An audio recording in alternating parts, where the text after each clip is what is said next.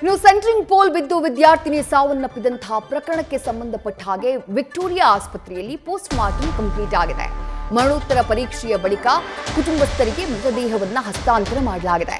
ಆಸ್ಪತ್ರೆ ಎದುರು ಕುಟುಂಬಸ್ಥರ ಆಕ್ರಂದನ ಮುಗಿಲು ಮುಟ್ಟಿದೆ.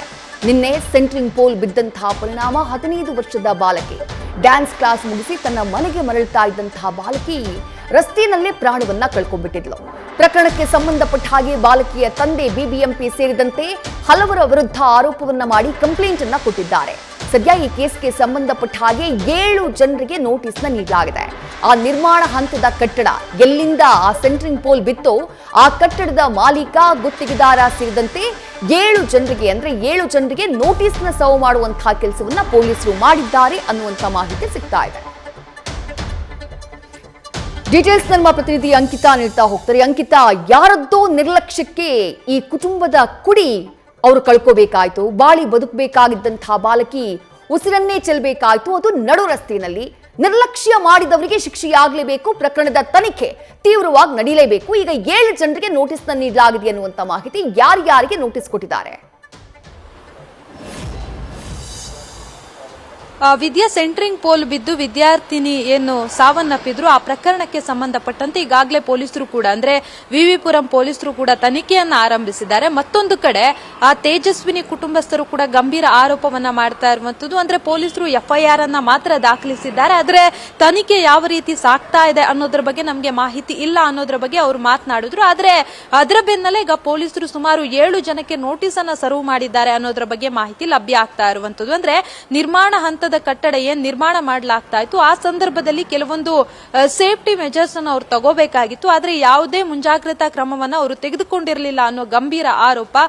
ಜೊತೆಗೆ ಈ ಒಂದು ನಿರ್ಮಾಣ ಹಂತದ ಕಟ್ಟಡವನ್ನ ನಿರ್ಮಾಣ ಮಾಡ್ತಾ ಇದ್ದಂತಹ ಗುತ್ತಿಗೆದಾರ ಏನಿದ್ದಾರೆ ಅವ್ರಿಗೂ ಕೂಡ ನೋಟಿಸ್ ಅನ್ನ ಕೊಡುವಂತಹ ಕೆಲಸವನ್ನ ಮಾಡಿದ್ದಾರೆ. ಅಂದ್ರೆ ಯಾವ ಕಾರಣಕ್ಕಾಗಿ ಈ ರೀತಿಯಾಗಿ ಆಯಿತು, ಯಾವ ರೀತಿಯ ಒಂದು ಮುಂಜಾಗ್ರತಾ ಕ್ರಮವನ್ನ ಅವರು ಕೈಗೊಂಡಿದ್ರು ಅನ್ನೋದ್ರ ಬಗ್ಗೆಯೂ ಕೂಡ ಪೊಲೀಸರು ಮಾಹಿತಿಯನ್ನ ಪಡ್ಕೊಳ್ಳೋದಕ್ಕೆ ಈಗಾಗಲೇ ಎಲ್ಲಾ ರೀತಿಯ ಸಿದ್ಧತೆಗಳನ್ನ ಮಾಡಿಕೊಂಡಿದ್ದಾರೆ.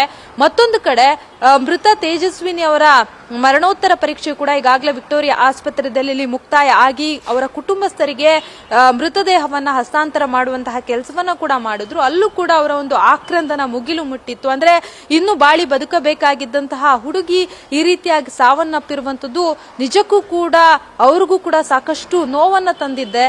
ಜೊತೆಗೆ ಅವ್ರು ಹೇಳ್ತಾ ಇರುವಂತದ್ದು ಅಂದ್ರೆ ಅವರ ತಂದೆ ಮಾತನಾಡಿದಂತಹ ಸಂದರ್ಭದಲ್ಲಿ ಹೇಳ್ತಾ ಇದ್ರು ತೇಜಸ್ವಿನಿ ಅವರ ತಂದೆ, ನಮ್ಮ ಮಗಳಿಗೆ ಈ ರೀತಿಯಾಗಿ ಆಗಿದೆ, ಇನ್ಯಾರಿಗೂ ಈ ರೀತಿಯಾಗಿ ಆಗಬಾರ್ದು. ಅಂದ್ರೆ ನಿರ್ಲಕ್ಷ್ಯ ವಹಿಸಿದವರು ಯಾರ್ಯಾರಿದ್ದಾರೆ ಅವರ ವಿರುದ್ಧ ಪೊಲೀಸರು ಕಠಿಣ ಕ್ರಮವನ್ನ ಕೈಗೊಳ್ಳಬೇಕು ಅಂತ ಹೇಳಿ ಅವರು ಕೂಡ ದೂರನ್ನ ಕೊಟ್ಟಿದ್ದಾರೆ. ಜೊತೆಗೆ ಅವರು ಕೂಡ ನಿನ್ನೆ ಏನು ಎಫ್ಐಆರ್ ಅನ್ನ ದಾಖಲಿಸಿದ್ರು ಆ ಸಂದರ್ಭದಲ್ಲೂ ಕೂಡ ಕೆಲವೊಂದು ವಿಚಾರಗಳನ್ನ ಅಂದ್ರೆ ಇಲ್ಲಿ ಕಂಪ್ಲೀಟ್ ಆಗಿ ಗೊತ್ತಾಗುತ್ತೆ ಆ ಹುಡುಗಿ ಏನು ರಸ್ತೆಯಲ್ಲಿ ತನ್ನ ಸ್ನೇಹಿತನ ಜೊತೆ ನಡ್ಕೊಂಡು ಹೋಗ್ತಾ ಇದ್ದಂತಹ ಸಂದರ್ಭದಲ್ಲಿ ಏಕಾಏಕಿ ಒಂದು ಸೆಂಟ್ರಿಂಗ್ ಪೋಲ್ ಬಿದ್ದಿರುವಂತದ್ದು.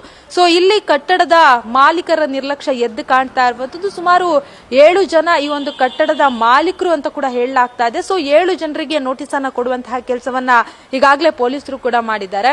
ಮತ್ತೊಂದು ಕಡೆ ಮೃತ ಯುವತಿಯ ಚಿಕ್ಕಮ್ಮ ಕೂಡ ಗಂಭೀರ ಆರೋಪವನ್ನ ಮಾಡಿದ್ರು. ಅಂದ್ರೆ ಪೊಲೀಸರು ನಿನ್ನೆ ತೋರಿಸ್ತಾ ಇದ್ದಂತಹ ಇಂಟ್ರೆಸ್ಟ್ ಅನ್ನ ಇವರು ಇವತ್ತು ತೋರಿಸ್ತಾ ಇಲ್ಲ ಅನ್ನೋದು. ಜೊತೆಗೆ ಖಾಲಿ ಪೇಪರ್ಗೆ ಸಿಗ್ನೇಚರ್ ಅನ್ನ ಕೂಡ ಮಾಡಿಸ್ಕೊಂಡಿದ್ದಾರೆ. ಅದೇಂತಕ್ಕೆ ಆ ರೀತಿಯಾಗಿ ಪೊಲೀಸರು ಹೇಳಿದ್ರು ಅನ್ನೋದು ನಮ್ಗೆ ಗೊತ್ತಾಗ್ತಾ ಇಲ್ಲ ಅನ್ನೋ ಒಂದು ಮಾತನ್ನ ಕೂಡ ಅವರು ಹೇಳ್ತಾ ಇರುವಂತದ್ದು. ಒಟ್ಟಾರೆಯಾಗಿ ಪೊಲೀಸರಿಗೆ ಏನು ನೋಟಿಸ್ ಅನ್ನ ಕೊಟ್ಟಿದ್ದಾರೆ ಅವರು ಪೊಲೀಸರ ಮುಂದೆ ಬಂದು ಉತ್ತರವನ್ನ ನೀಡಬೇಕಾಗುತ್ತೆ. ಜೊತೆಗೆ ತಪ್ಪಿತಸ್ಥರು ಯಾರ್ಯಾರು ಇದ್ದಾರೆ ಅವರ ವಿರುದ್ಧ ಈ ಒಂದು ಪ್ರಕರಣದಲ್ಲಿ ಕ್ರಮವನ್ನ ಕೈಗೊಳ್ಳಬೇಕಾಗುತ್ತೆ. ವಿದ್ಯಾ, ಥ್ಯಾಂಕ್ ಯು ಅಂಕಿತಾ ತಮ್ಮೆಲ್ಲ ಡೀಟೇಲ್ಸ್ಗೆ.